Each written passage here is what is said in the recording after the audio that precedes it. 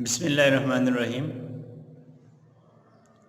جماعت ششم کے عزیز طلبہ کرام، السلام علیکم ورحمۃ اللہ وبرکاتہ۔ بیٹا، اردو کی کتاب کے ساتھ ایک دفعہ پھر نئے سبق کے ساتھ آپ کے سامنے حاضر ہیں۔ الحمدللہ آج ہم میقات دوم کا آن لائن 8واں سبق پڑھنے جا رہے ہیں، جس کا عنوان ہے ترقی کا راز۔ سبق کا عنوان ہے ترقی کا راز، صفحہ نمبر 86۔ صفحہ نمبر 86 پر سبق ترقی کا راز ملاحظہ فرمائیے، شاباش۔ جی بیٹا، صفحہ نمبر 86 سبق ترقی کا راز اس وقت آپ کے سامنے ہے۔ آپ بھی بیٹا اپنی کتاب سامنے رکھیے، شاباش بیٹا، کتاب سامنے رکھیے اور سبق ترقی کا راز صفحہ نمبر 86 دیکھیے۔ بیٹا دراصل یہ سبق سائنسی آلات کے بارے میں ہے اور ان آلات کے افادے کے بارے میں ہے کہ ہم کس طرح سائنس کے ذریعے سے خوب ترقی کر سکتے ہیں اور سائنس کے ذریعے سے ہم مختلف مشینیں اور مختلف آلات بنا کر ہم ان سے ڈھیر سارے فوائد حاصل کر سکتے ہیں۔ ٹھیک ہے بیٹا، تو ملاحظہ فرمائیے، میں سبق پڑھنے جا رہا ہوں، کتاب اس وقت آپ کے سامنے ہونی چاہیے۔ بسم اللہ پڑھ لیجیے۔ بسم اللہ الرحمن الرحیم۔ کلاس روم میں استاد داخل ہوئے تو سب نے اٹھ کر ان کا استقبال کیا۔ جیسا کہ آپ طلبہ بھی ماشاءاللہ جب استاد صاحب کلاس میں آتے ہیں تو آپ طلبہ ان کا استقبال کرتے ہیں اور ان کو سلام کرتے ہیں، اپنی جگہ سے کھڑے ہو جاتے ہیں احتراماً، ٹھیک ہے، اور استاد صاحب جب تک بیٹھنے کے لیے نہ کہیں آپ تب تک کھڑے رہتے ہیں۔ تو اسی طرح کلاس روم میں جب استاد صاحب داخل ہوئے تو تمام طلبہ نے ان کا استقبال کیا۔ سلام دعا کے بعد انہوں نے تمہید باندھتے ہوئے بتایا کہ آج وہ کلاس کو پاکستان کی زرعی ترقی کا راز بتائیں گے کہ پاکستان کس طرح زراعت میں ترقی کر رہا ہے اور اس کی بنیادی وجہ کیا ہے، وہ یہ بات آج طلبہ کے گوش گزار کریں گے۔ تمام بچے ان کی جانب متوجہ ہو گئے۔ انہوں نے پوری کلاس پر بھرپور نظر ڈالی یعنی خوب غور سے ہر ایک کو دیکھا۔ جب اطمینان ہو گیا کہ سب ان کی طرف متوجہ ہو چکے ہیں تو انہوں نے کہنا شروع کیا، پیارے بچوں، کسی بھی ملک کی ترقی و خوشحالی کا انحصار اس کی زراعت و صنعت سے وابستہ ہے۔ کسی بھی ملک کی ترقی اور خوشحالی کا انحصار کس چیز پر ہے؟ زراعت و صنعت سے پر، ٹھیک ہے۔ انحصار کسے کہتے ہیں بیٹا؟ انحصار کہتے ہیں دار و مدار کو، دار و مدار، یعنی کسی بھی ملک کی ترقی اور خوشحالی کس پر منحصر ہے؟ وہ زراعت پر ہے اور اسی طرح صنعت پر ہے۔ اگر کوئی بھی ملک زراعت میں بہتر ہے اور اسی طرح اس کی انڈسٹری بہتر ہے تو وہ ملک ترقی یافتہ ہوگا، اس میں کوئی شک نہیں ہے۔ زراعت و صنعت انسانی زندگی کے دو ایسے شعبے ہیں جن کی بدولت زندگی کا نظام قائم ہے، جن کی بدولت یعنی جن کی وجہ سے زندگی کا نظام قائم ہے۔ پاکستان بھی دنیا کے ان ممالک میں سے ایک ہے جو زرعی اور صنعتی اعتبار سے ترقی کی راہ پر گامزن ہیں۔ گامزن ہیں یعنی چل رہے ہیں، گامزن کہتے ہیں چلنے والے کو، ٹھیک ہے۔ بنیادی طور پر ہمارا ملک ایک زرعی ملک ہے جو اپنی فصلوں، پھلوں اور سبزیوں کو حوالے سے دنیا کے اہم زرعی ملکوں میں شمار ہوتا ہے۔ یہ جو کو ہے یہ دراصل غلط ہے، ٹھیک ہے، مس پرنٹ ہے، یہ کے ہے لفظ، آپ بھی درست کر لیجئے، ٹھیک ہے بیٹا۔ جو اپنی فصلوں، پھلوں اور سبزیوں کے حوالے سے دنیا کے اہم زرعی ملکوں میں شمار ہوتا ہے۔ قدیم زمانے میں، دوسرے پیراگراف کی جانب بڑھتے ہیں۔ قدیم زمانے میں یعنی پرانے زمانے میں، قدیم کہتے ہیں پرانے کو، اور اس کی ضد ہے جدید۔ ٹھیک ہے بیٹا، قدیم زمانے میں دوسرے ملکوں کی طرح ہمارے ہاں بھی زراعت کے پرانے طریقے رائج تھے، یعنی پرانے طریقوں کا رواج تھا۔ اس طرح وقت اور محنت کا ضیاع ہوتا تھا، محنت بھی زیادہ ہوتی تھی اور وقت بھی ضائع ہوتا تھا، اور فصلوں کا معیار و مقدار بھی تسلی بخش نہ تھی، یعنی جو فصلیں ہوتی تھیں ان کا معیار کچھ بہت زیادہ اچھا نہیں تھا۔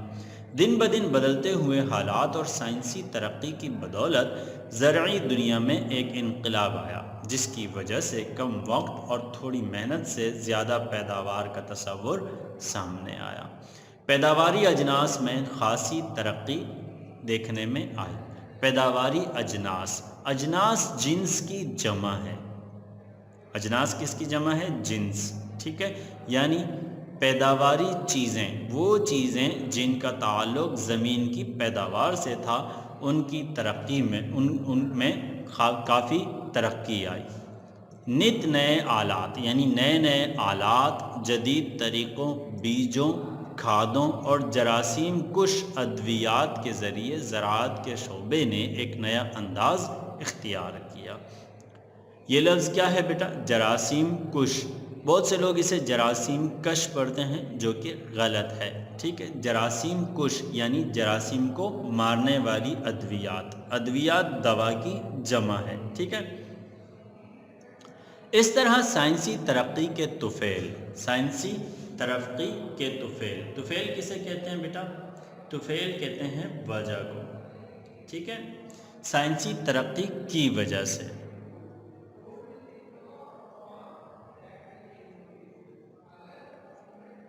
یا سائنسی ترقی کے سبب۔ ٹھیک ہے، اسی طرح سائنسی ترقی کے طفیل پانی کی عدم دستیابی کا مسئلہ بھی کافی حد تک حل ہو گیا۔ عدم دستیابی یعنی غیر موجود ہونا، عدم دستیابی یعنی کہ دستیاب نہ ہونا۔ مثلاً ابتدا میں کسان صرف بارش کے پانی پر انحصار کرتے تھے، لیکن آج نہری نظام اور ٹیوب ویل کی وجہ سے پانی کی عدم دستیابی مسئلہ نہیں رہی۔ آپ جانتے ہیں بیٹا کہ گاؤں دیہاتوں میں کیا کرتے ہیں لوگ؟ دریا سے نہریں نکال کے لے آتے ہیں، ان نہروں میں پورا دن پانی آتا رہتا ہے اور اس طرح فصلوں کو پانی پہنچتا رہتا ہے۔ اسی طرح ٹیوب ویل بھی آپ جانتے ہیں، آپ نے دیکھا ہوگا گاؤں دیہات میں کہیں کہیں پر لوگ چھوٹے چھوٹے موٹرز کے ذریعے نہروں سے یا دریاؤں سے پانی کھینچتے ہیں اور اپنی فصلوں کو سینچتے ہیں، سیراب کرتے ہیں۔ ٹھیک ہے، اس طرح فصل میں بر وقت پانی پہنچنے کی وجہ سے اچھی فصل ہوتی ہے۔ ٹھیک ہے، اگلے صفحے کی جانب بڑھتے ہیں۔ صفحہ نمبر 87۔ استاد نے تفصیل سے یہ باتیں بچوں کو بتائیں تو انہوں نے اصرار کیا کہ ہمیں کسی زرعی فارم کی سیر کرائی جائے۔ استاد نے ہیڈ ماسٹر سے اجازت لی اور قریبی زرعی فارم کے مینیجر کو موبائل سے فون کیا۔ انہوں نے اس خواہش کا اظہار کیا کہ ہم آپ کے زرعی فارم کے مطالعاتی دورہ کرنا چاہتے ہیں۔ ٹھیک ہے، ہم آپ کے زرعی فارم کے، یہ جو کے لفظ ہے بیٹا یہ بھی دراصل مس پرنٹ ہے، یہ کا ہے۔ ہم آپ کے زرعی فارم کا مطالعاتی دورہ کرنا چاہتے ہیں۔ مطالعاتی دورہ کرنا چاہتے ہیں یعنی کہ ہم سیکھنا چاہتے ہیں زرعی فارم میں کام کس طرح ہوتا ہے۔ ٹھیک ہے، زرعی فارم کے مینیجر نے بخوشی اجازت دے دی اور زرعی فارم کی سیر کے لیے ایک تاریخ مقرر کی گئی۔ مقررہ دن چھٹی جماعت کے طلباء اپنے استاد کی رہنمائی میں زرعی فارم دیکھنے روانہ ہوئے۔ 1 گھنٹے کے سفر کے بعد طلباء فارم کے دروازے پر تھے۔ زرعی فارم کے دروازے پر مینیجر اور ان کی ٹیم نے بچوں کو خوش آمدید کہا اور انہیں فارم کے اندر لے گئے، یعنی انہوں نے دروازے پر آ کر استاد اور طلباء کا استقبال کیا۔ مینیجر نے کئی منٹ تک بچوں کو فارم میں اگنے والی فصلوں، پھلوں اور سبزیوں سے آگاہ کیا۔ انہوں نے بچوں کو زرعی آلات کے ماڈل بھی دکھائے جو مختلف فصلوں کی بوائی سے لے کر ان کی کاشت سے لے کر کٹائی تک کے مراحل میں معاون ثابت ہوتے ہیں۔ معاون کسے کہتے ہیں بیٹا؟ معاون کہتے ہیں مددگار کو۔ معاون کسے کہتے ہیں؟ مددگار کو۔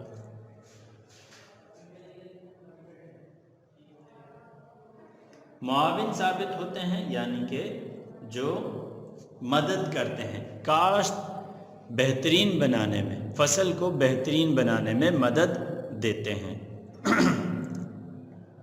بوائی سے لے کر کٹائی تک۔ بوائی آپ جانتے ہیں بیٹا کسے کہتے ہیں؟ بوائی کہتے ہیں فصل کے اندر بیج بونا۔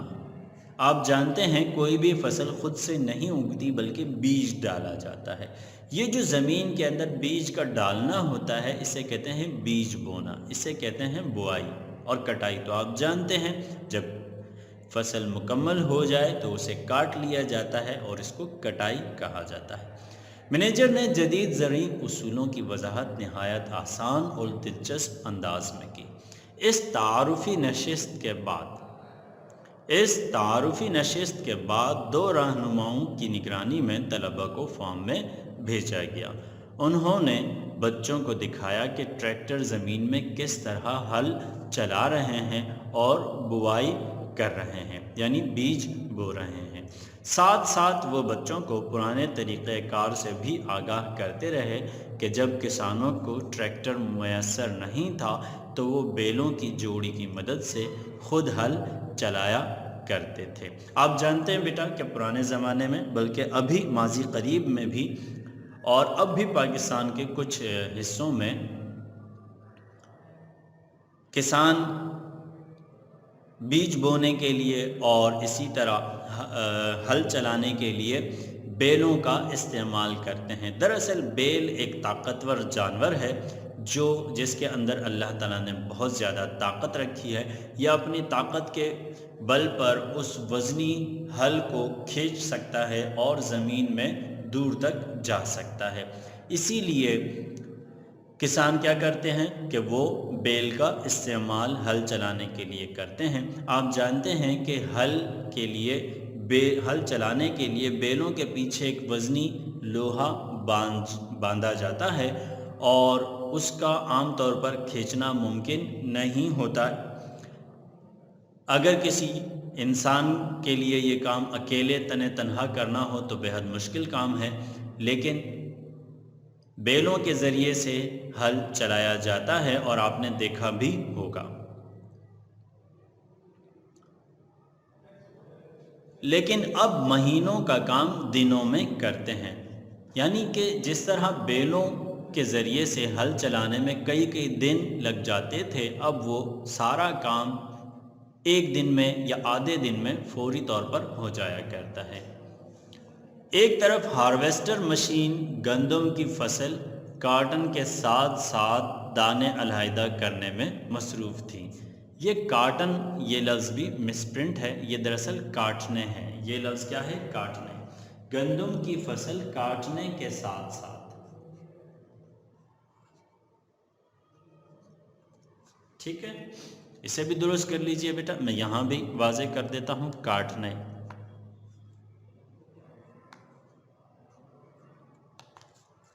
ٹھیک ہے بیٹا۔ ایک طرف ہارویسٹر مشین، میں نے آپ کو پہلے بھی شاید بتایا تھا کہ ہارویسٹر مشین کیا ہوتی ہے۔ دراصل ہارویسٹر مشین وہ ہوتی ہے جو چند منٹوں یا گھنٹوں میں ہی پوری فصل کو کاٹ لیتی ہے، اور نہ صرف کاٹ لیتی ہے بلکہ اس کے ذریعے آٹومیٹک طریقے پر دانے بھی الگ ہو جایا کرتے ہیں، اور نہ صرف الگ ہوتے ہیں بلکہ ایک طرف جمع بھی ہو جاتے ہیں۔ ایک آدمی نے بچوں کو اس مشین کی افادیت سے، یعنی اس کے فوائد سے آگاہ کرتے ہوئے اس کے کام کرنے کی تمام مراحل سے متعارف کرایا۔ ٹھیک ہے، بچے ان کی باتیں سن کر حیران رہ گئے کہ یہ مشین کس طرح سینکڑوں آدمیوں کا کام کر رہی ہے۔ بچوں نے ٹیوب ویل کے ذریعے فصلوں کو سیراب کرنے کے عمل کی بھی اپنی آنکھوں سے دیکھا۔ بچوں نے ٹیوب ویل کے ذریعے فصلوں کو سیراب کرنے کے عمل کو بھی اپنی آنکھوں سے دیکھا۔ سیراب کرنا کسے کہتے ہیں بیٹا؟ سیراب کرنا کہتے ہیں پانی پلانا یا پانی پہنچانا، ٹھیک ہے؟ جب فصلوں کو پانی دیا جاتا ہے، سینچا جاتا ہے، تو اسے کہتے ہیں سیراب کرنا۔ اس طرح بچوں کو ایک کھیت میں ایسی سبزیاں دکھائی گئیں جن کا موسم گزر چکا تھا۔ بچے ان سبزیوں کو دیکھ کر ششدر رہ گئے۔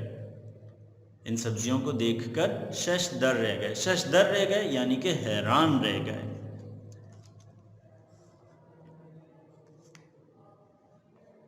یہ ہے ششدر رہ جانا یعنی کہ حیران رہ جانا۔